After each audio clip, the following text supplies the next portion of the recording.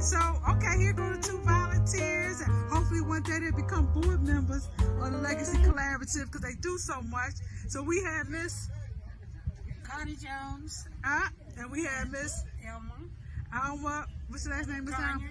Who? Kanye. I know your name. I want the people to know your name. And then, of course, we have our lovely host, Grace Whitmire. So, a part of what we do here, we are Legacy Collaborative is a volunteer-based organization that helps seniors and as well as advocate for the services that they need and try to build social capital so that they can be able to garner more resources and be able to help people direct them to those services. So today, Miss Grace, we have Miss Connie and Miss Alma, and I would like to know more about your volunteer experience, Miss Connie, since you've been working with Miss Grace. The volunteer experience, it's very, how should I put it? Any way you want to put it. Very interesting, and once you get into it, it's just something that you enjoy doing because you know you're helping someone. Absolutely. And that's a good thing. So you used to be a home health aide, right? Yes, ma'am. So how many years did you do that? 17 years. So that's what you love to do anyway, help people, the most vulnerable people that we have out here. Yes. And we have Miss Alma.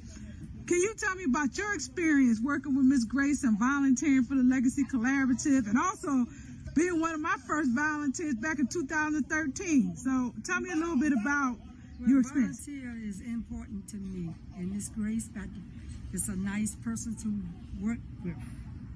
And I like volunteer because I love to help other people. That's great, yeah. So how long have you ladies actually lived in the Overlook? For me, for now, it's this year, December will be 9 years. Are you born and raised Washingtonian?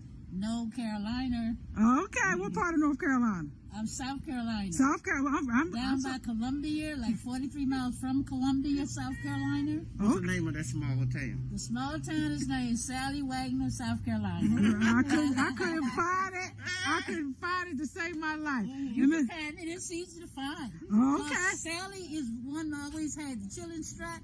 And a lot of people come from a lot of places at like the Saturday after Thanksgiving. We have that one big day, and it's always been a big day. Okay. Okay. Well, I gotta actually look at that on my calendar. And you from South Carolina too? Actually, I was born in Washington D.C. at old Gallinger Hospital, D.C. General Hospital, and it was it was 1945, just after the war. And my grandfather felt that we would do better on the farm. So you know, we was a family, a community, a village. So when Grandpa say we're going to South Carolina and work in the cotton fields, children, husband, wives, grandkids, and everybody got on the bus with Grandpa and went back home. Went back home? Yeah, that's Spartanburg County, South Carolina, a little town called Woodruff. Woodruff. Okay, that's another one. Wouldn't know where if I saw it. How about you, Miss Alma? Where you from? I'm from North Carolina. What part? My little hometown called Enfield, North Carolina. Oh, I know Enfield. And I've been living in Overlook for 10 years. Yeah. Enfield. Okay, where's Enfield at? It's near Rocky Mountain. Yeah. Rocky Mountain. Oh, now you say Rocky Mountain, I got you. But I rep your town, Enfield. Okay, ladies. So how was that whole migration here to D.C. to stay? You know, because you got your Southern culture down there, and then you're now trying to come into the big city. How was that transition for you? For me, it was a real transition because I came from a farm with my grandparents, and when I came here to live, it was an experience for me to have a job for the first time. The first job I had in Washington, D.C. was working with down by 7th Street in the cafeteria. And from there, I moved on up the ladder. Okay. And how about you? How was it when you decided to come from Enfield, North Carolina to here? How was that? Well, I want to live here, so I kept coming back. I went back home about 25 times. Me too. Before I made up my mind that I must stay. But my father said, what you gonna do? You gonna stay or you going back? So I said, I'm going back. So what made you say finally I'm going back? What was the key element that said, hey, I'm ready to go back and make this my home? Because I didn't like when I first came up here. I didn't like up here. Okay, so what made change your mind so that you wind up Because that's the only place I can get a job in Washington, D.C. Oh, okay. And how about you, Miss Grace? What happened? Well, I came up here after to stay after a failed marriage, and my mother had already came to D.C. back to D.C. when I graduated from high school and got married. So when I came up here, it was like a shock.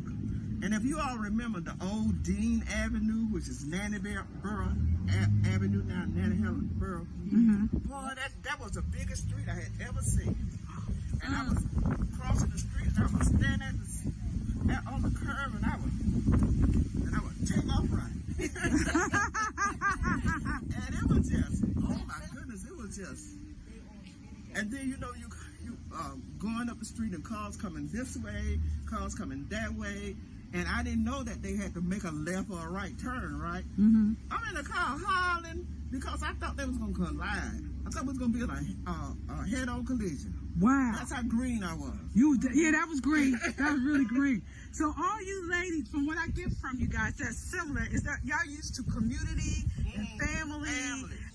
And being together. Yeah. So I would like to know, like, what is it that here at the Overlook, in terms of community, how does that supplement from the South to here in terms of, like, coming together, right? Because this is a community where you live, and you're making it a community. Yeah. So what is the thing that you think, I guess, the most about community here at the Overlook and being a part of the Legacy Collaborative?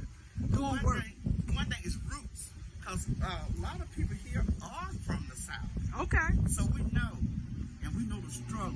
Okay. A lot of people know about the cotton fields and the corn fields and feeding the chickens and all that stuff.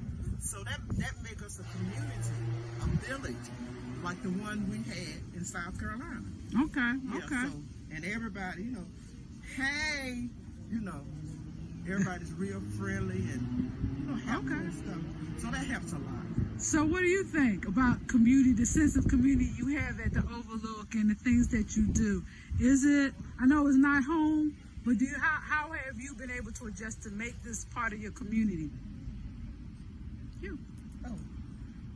Being at the Overlook, when I first came here, I didn't actually stay. I would always be gone anywhere but at the Overlook. I remember. So when I decided to start staying and communicating with people, I found out I could build me a family right here and still be happy and be at ease to be at home. Yes, ma'am. Yes, ma'am. And, other than that, till I did that, I was very unhappy and I didn't want to be here.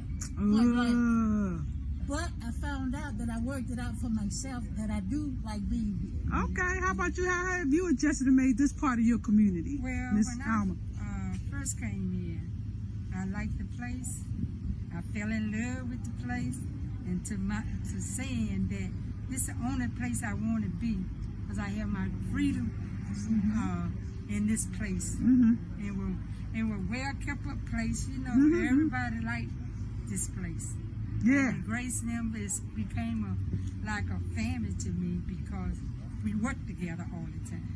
Okay, well, amen, amen. Okay, ladies, well, I'm going to actually end this on a good note.